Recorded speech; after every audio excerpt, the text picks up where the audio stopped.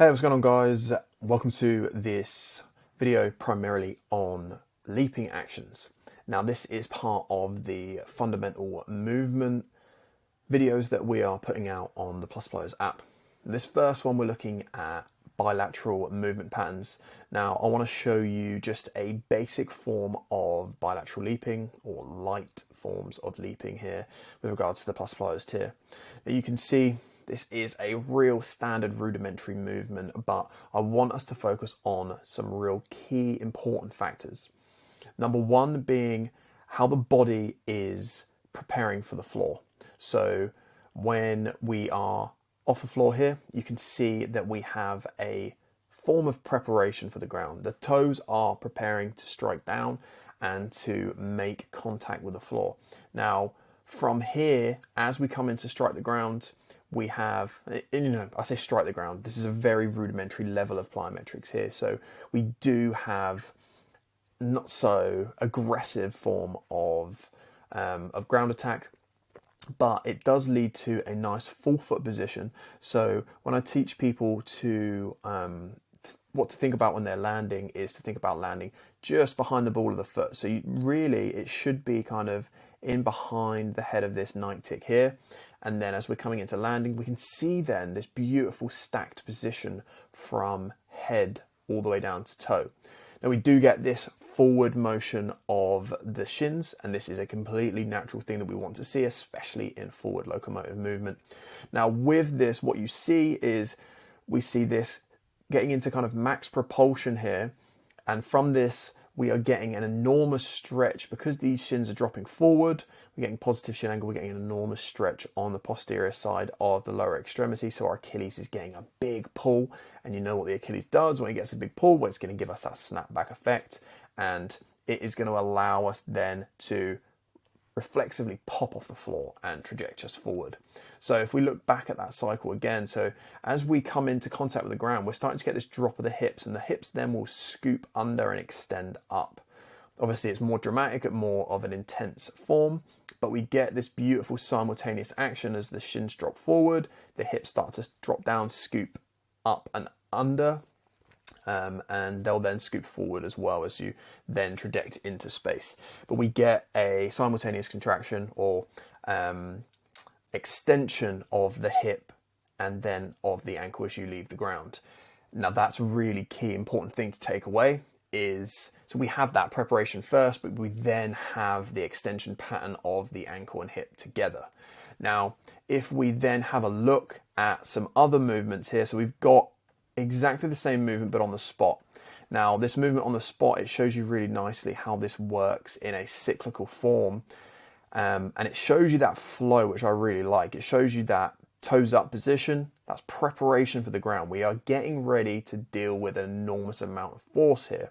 Obviously this is more medium tier, but as we come into the ground, look, we can see there's a huge stretch. So there's going to be a big stretch on the underside of the foot, and then we're getting a big stretch through here as well.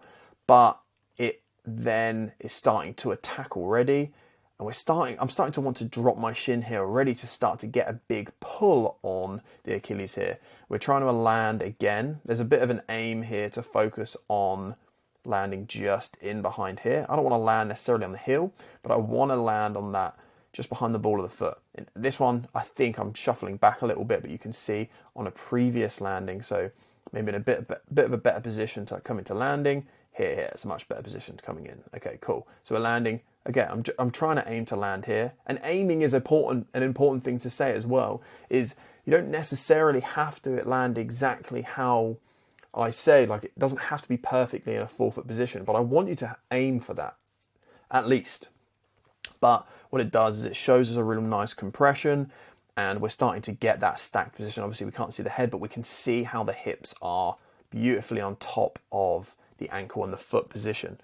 But it gives us this forward shin position again, and this shin position then we're then getting this large pull through that posterior side, and it's giving us that popping action, and that gives us the pop through the hips, and the ankles will follow in time with that.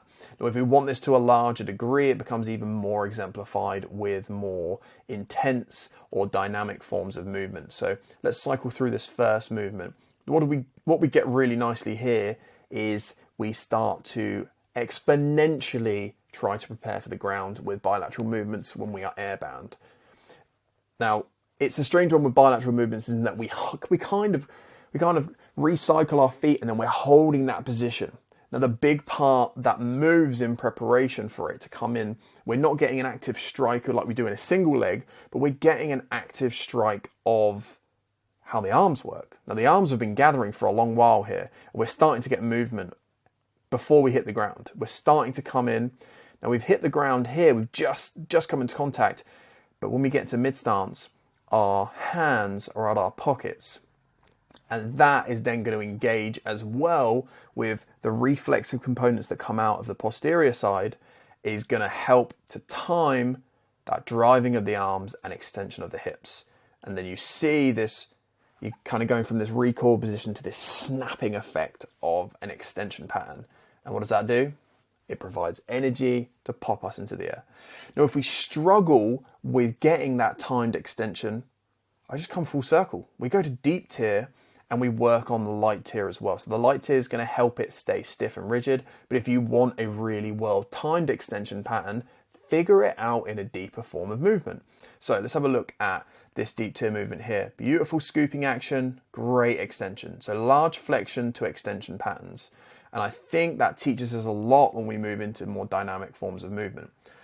Now, obviously we don't have as much preparation in the air because we don't need to be reactive and stiff on the ground, but we get this scooping action of the hips that compresses the body massively, but it also tries to find some reflexive energy, and it then provides that timing to extend the hip and extend the ankle. Don't worry too much about the knees. The knees, that in-between joint that gets told what to do from either end, either the proximal or the distal portions. And it gives us a beautiful hip extension and ankle extension that work together. So we have great flexion into great extension patterns. And that worked with more rudimentary forms of submaximal movement can then be scaled up in intensity to eventually reach something that looks a little bit more like this.